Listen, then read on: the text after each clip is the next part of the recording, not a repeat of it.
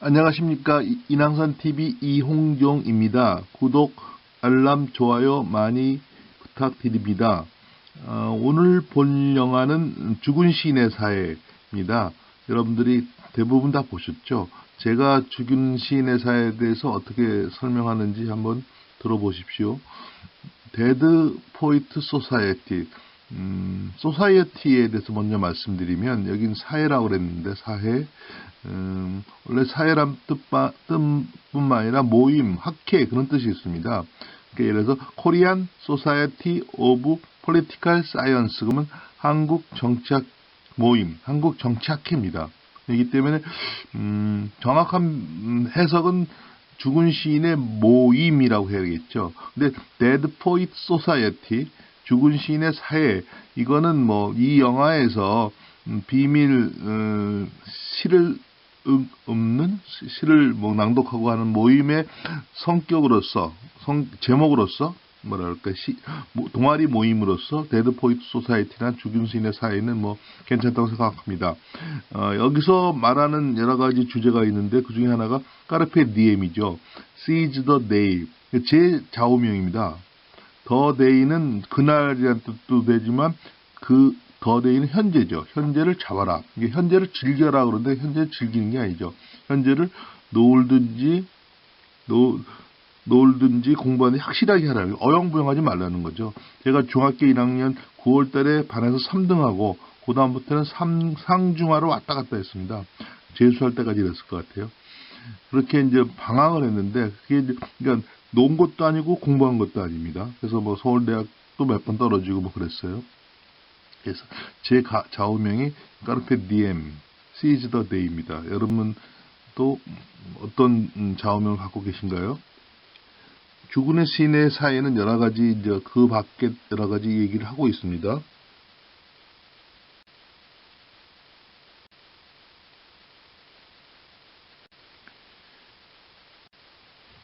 이 데드 포이트 소사이어티는 로빈 윌리엄스가 주인공이고요.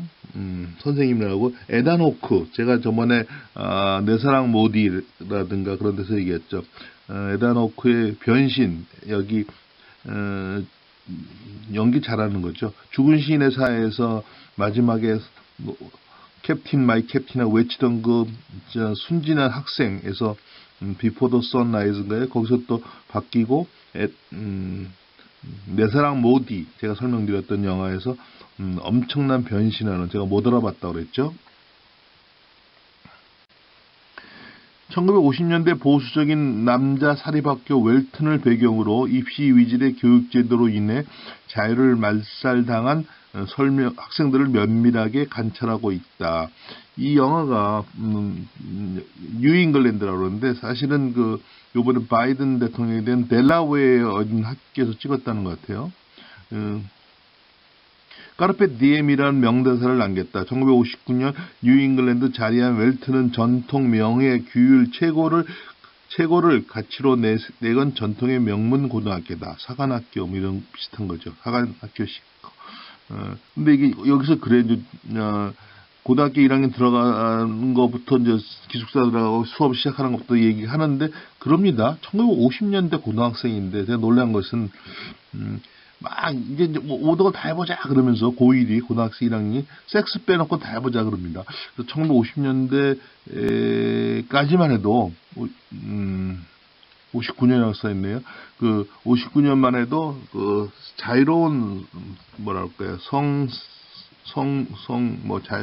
자유로운 섹스 이런 것이 아직 고등학생까지는 오지 않았구나 생각이 들더라고요. 1960년대, 70년대 미국의 히피라든가 뭐 그런 거에서 그렇게 바뀐 것이 아닌가 생각이 듭니다.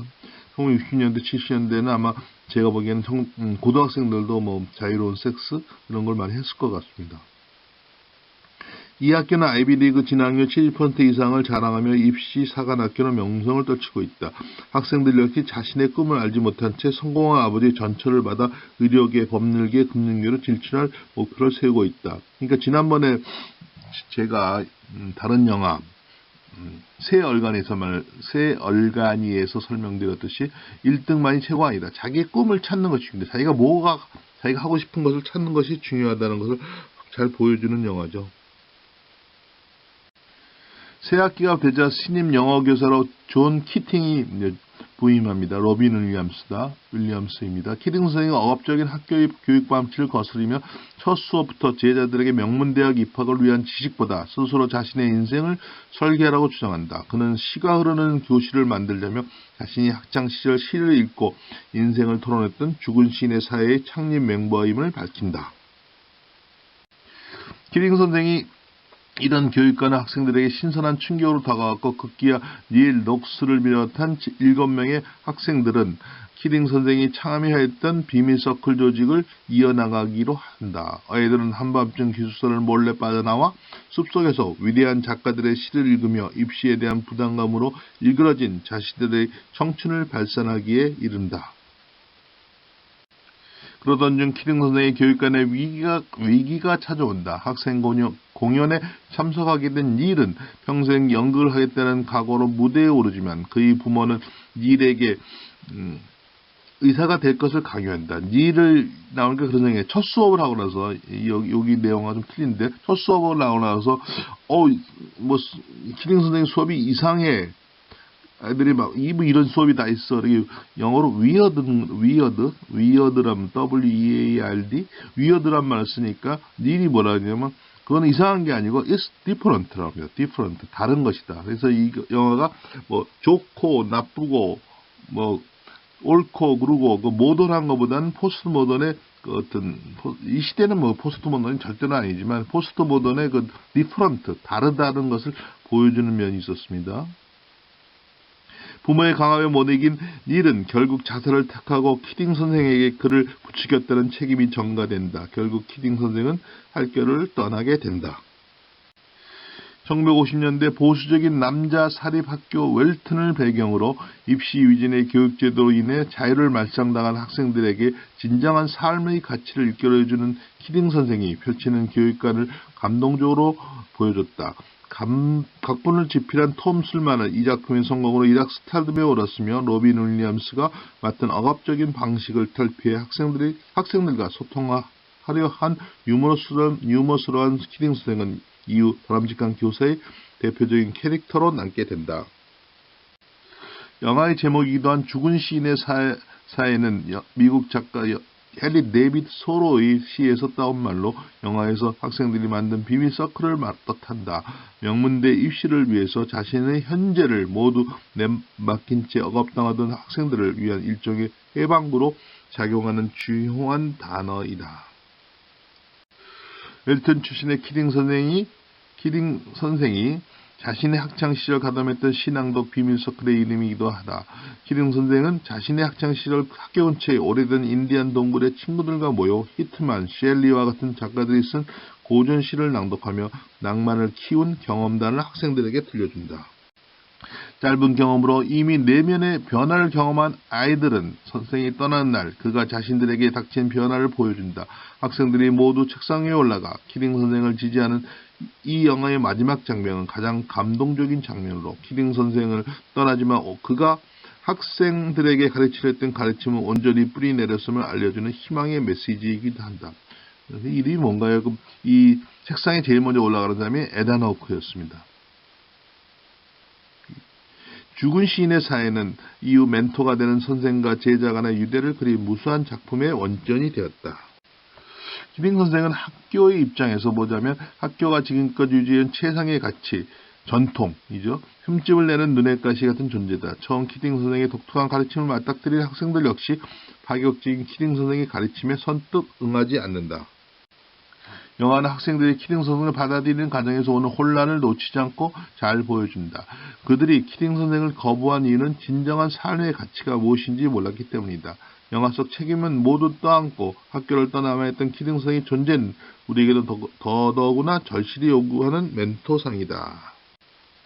영화 속 키팅 선생이 펼치는 독특한 수업 방식은 틀에 박힌 수업에서 벗어나는 것이자 영화를 드라마틱하게 만들어주는 에피소드로 작용한다. 대표적인 장면은 키팅 선생이 학생들의 포임입니다.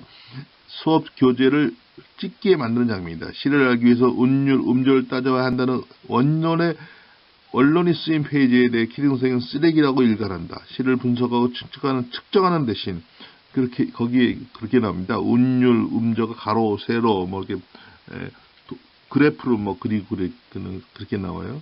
시를 분석하고 측정하는 대신 그는 시 본연의 가르침을 들으라고 한다. 아까 모던, 포스트 모던한 얘기 했죠.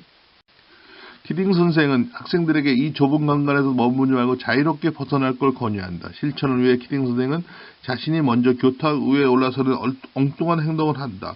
타인의 만들어진 시선으로 세상을 보지 말고 틀에 벗어난 자신의 목소리를 찾게 한다. 자기가 책상에 먼저 올라갑니다. 교탁 위에 올라간 다음에 학생들도 올라가 보라고 그럽니다. 올라가 보니까 어떻습니까? 학생들은 물어봅니다. 달라 보이죠? 다른 거를 보는 걸 합니다. 또 여기는 이 네이버 설명에는 안 나오는데 이런 게 나옵니다. 학생들 보고 거리에 운동장에서 체육 시간 정도 돼요. 하나 둘 하면서 걷습니다.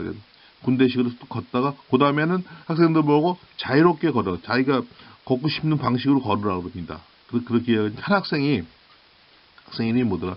그 학생이 자기는 걷지 않고 그 옆에 서서 그냥 쉬어요. 넌 왜 앉아있대? 나는 걷지 않을 자유를 선택했습니다. 그렇게 얘기합니다. 그러니까 하여튼 키딩 선생이나 그 학생의 대화에서 나오는 것이 이렇게 규격에